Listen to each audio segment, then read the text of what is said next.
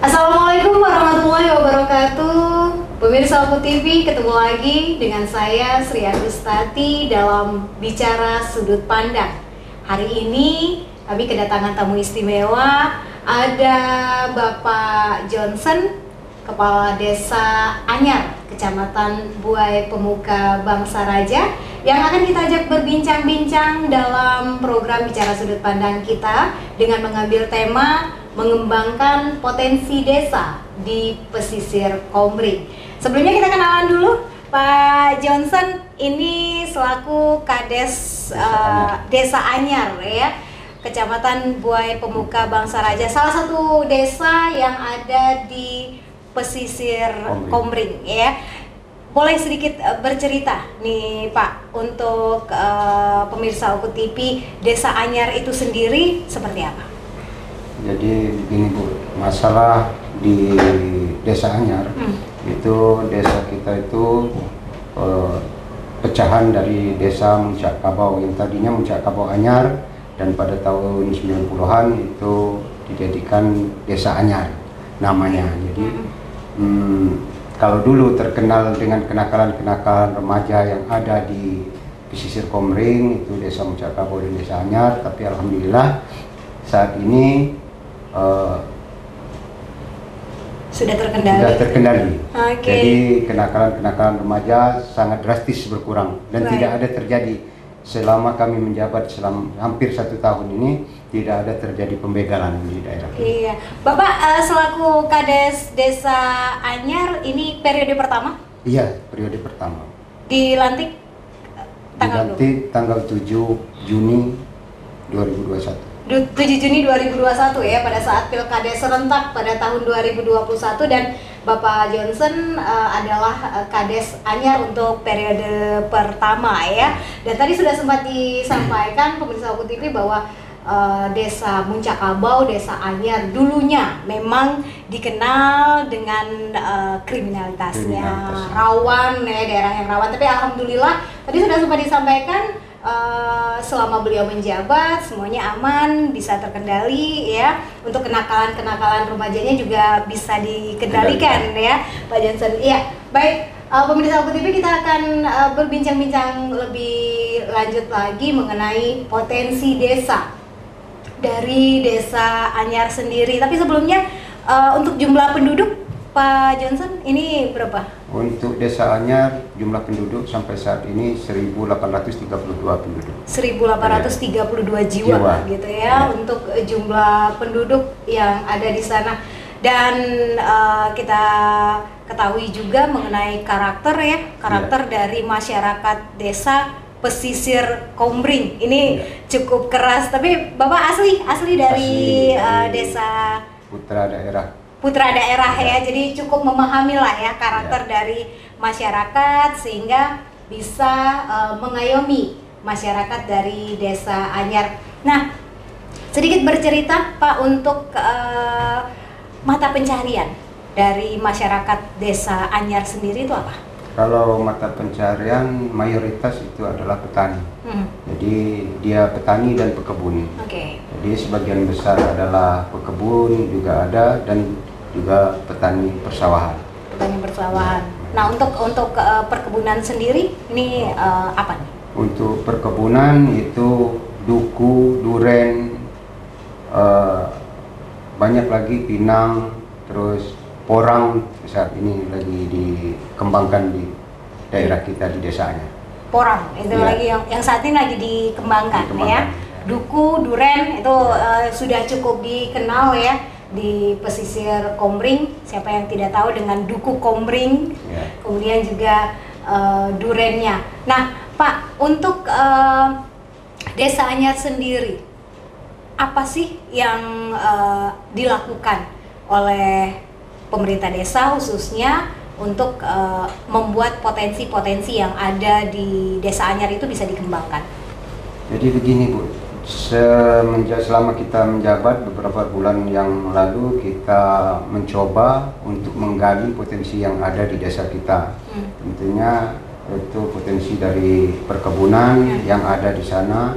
Kemarin pas musim duku kita coba menciptakan dengan ketua tim penggerak PKK kecamatan dan desa itu membuat sirup duku. Sirup duku yang selama ini belum pernah dilakukan di Kabupaten Oku Timur, khususnya di pesisir Komering. Nah, kita mencoba untuk membuat sirup duku dan alhamdulillah kemarin sudah kita coba. Dan sukses? Sukses. Alhamdulillah ya. Jadi akhirnya dibuat sirup duku. Nah, ide muncul sirup duku itu kenapa sih? Apa yang membuat ide itu muncul? Ide yang membuat muncul itu kita mencoba gimana caranya untuk mengembangkan potensi-potensi yang ada yang selama ini belum pernah dijabah oleh masyarakat yang ada di sana. Jadi kita kembangkan gimana caranya untuk jangka panjang. Ya. Jadi kalau duku itu kita tahunya hanya sebentar, tapi gimana caranya pengolahan itu bisa dilakukan untuk jangka panjang. Karena musiman ya, karena dia musiman. Karena jenis buah musiman, sehingga supaya bisa dinikmati tapi walaupun bukan musim duku gitu. Akhirnya dibuatlah sirup duku. Nah, untuk kendalanya sendiri pembuatan sirup duku ini?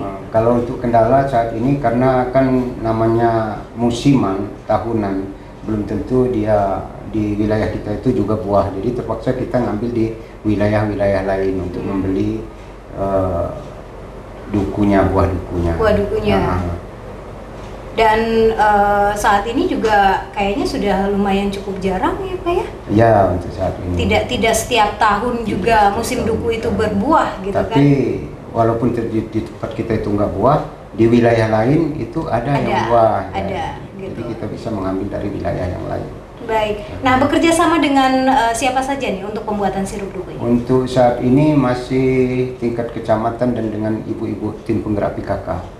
Dan instansi-instansi terkait kita coba dengan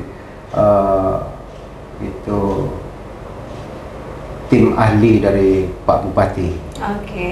Jadi masih terus dikembangkan ya, apa saja. Nah, selain dari duku, ada potensi apa saja ya yang akan terus dikembangkan di Desa Anyar? Insya Allah itu karena duku ini sifatnya musiman, nah kita mau coba dulu ke sirup pinang. Karena bahan bakunya itu yang selalu ada di wilayah kita. Gampang dicari Gitu. Jadi kita mencoba, cuma kita harapkan pihak-pihak instansi terkait bisa membantu untuk menciptakan lapangan kerja yang ada di desa kita khususnya dan umumnya di wilayah Oku Timur. Ya, agar kita bisa menciptakan lapangan kerja dan menciptakan apa yang menjadi visi misi Bapak Bupati Bapak Lenosin itu maju lebih mulia. Baik. Nah, untuk pinang sendiri ini apakah sudah coba dibuat sirupnya atau masih dalam proses rencana dan lain sebagainya gitu ya. Baik. Nah, selain buah-buahan tadi ada duku, kemudian juga ada duren ya. Kalau duren dibuat seperti apa nih, Pak? Kalau duren itu bikin tempoyak kaleng. Oh, dimasukin dalam kaleng gitu. Jadi cukup bertahan lama gitu ya? Ya, kalau tempoyak itu bisa mencapai 1 tahun sampai 2 tahun bisa. 1 tahun sampai 2 tahun di dalam kaleng. Yang penting jangan terbuka. Baik. Iya. Nah, kita ketahui duren itu kan apa? Aromanya, gasnya itu cukup menyengat. Itu berpengaruh nggak sih di dalam kaleng gitu? Tidak. Dia kan sudah dikeringkan dulu, dititiskan airnya. Jadi kalau dia ada air, itulah yang menjadi itu gas. Oh gitu, jadi yang berbahaya. Jadi benar-benar dikeringkan gitu ya? Ditiriskan. Dan itu tidak mengubah rasa? Tidak. Sudah pernah dicoba ya? Iya. Tidak akan mengubah rasa dari tempoyak itu sendiri ya? Tidak. Jadi buat masyarakat di luar ya, mungkin apa namanya, asli-asli Sumatera yang ingin menikmati tempoyak ya, bisa ini nanti menikmati tempoyak dalam kemasan kaleng ya. Jadi mungkin nanti kedepannya ini proses penjualannya sendiri ini seperti apa sampai dengan saat ini? Untuk sampai saat ini ya kita coba bekerjasama dengan pihak-pihak terkait. Oke, sudah mulai dijual bebas ya, gitu bebas di luaran dengan kemasan, kemudian juga mereknya sendiri itu? Kemarin kalau duku kita buat merek sirup duku SS. SS. Sirup duku SS ya, iya. Sirup duku SS. Kemudian untuk sebiduk sehaluan. Oh, sirup duku sebiduk sehaluan. Ya. Oke. Kalau untuk apa namanya, durennya sendiri itu di kemasannya masih pakai toples kalau saat. Oh, saat ini masih dalam proses toples ya. Oke, saat ini masih di dalam proses toples dan kedepannya mungkin ya akan dikembangkan lagi untuk tempoyak dalam kemasan kaleng, sehingga mungkin yang di luar, yang di rantauan gitu ya, yang kangen pengen merasakan tempoyak pesisir Kombring ini nanti bisa menikmati ya, Pak Johnson. Nah, selain dari potensi buah-buahan, potensi apa lagi yang digali di Desa Anyar ini?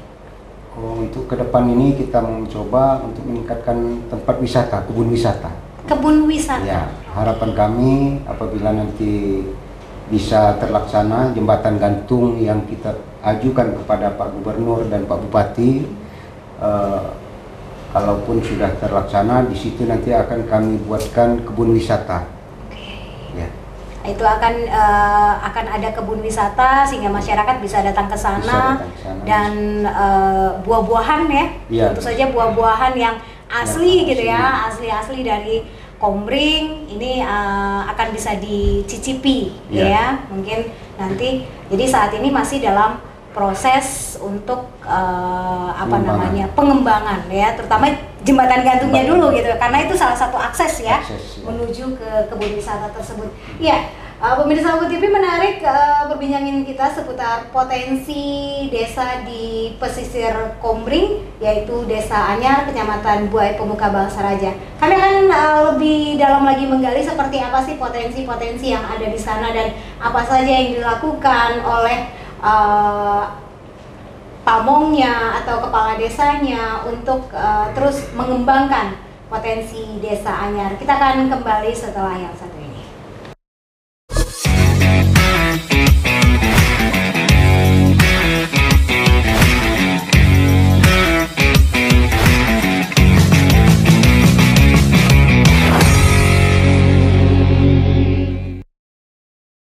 Pemirsa Ubu TV, kembali lagi bersama saya Sri Agustati dan Bapak Johnson selaku Kepala Desa Anyar, Kecamatan Buai Pemuka Bangsaraja.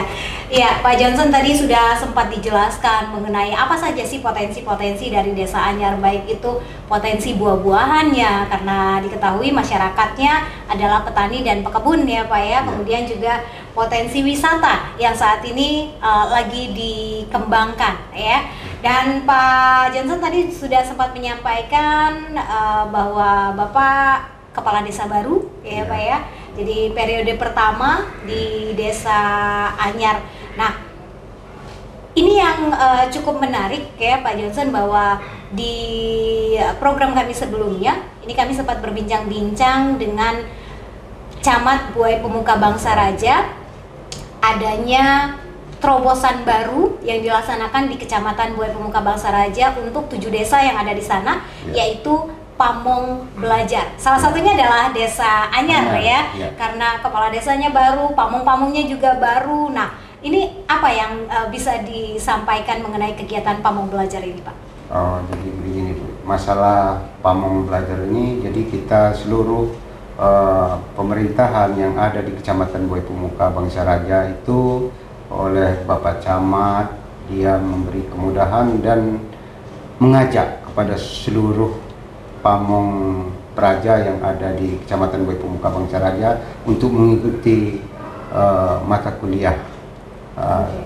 Jadi diwajibkan untuk ikut belajar di universitas terbuka. Oke, jadi ada juga wajib kuliah untuk para pamong ya, Ya. selain dari diberikannya pelatihan-pelatihan, kemudian bimbingan-bimbingan teknis ya, seputar masalah administrasi dan lain sebagainya. Dan ini tentu saja menjadi hal yang baru juga ya untuk Pak Johnson dan juga para pamong yang ada di sana. Dan ini setelah berjalan kegiatan pamong belajar ini, apa yang Bapak rasakan?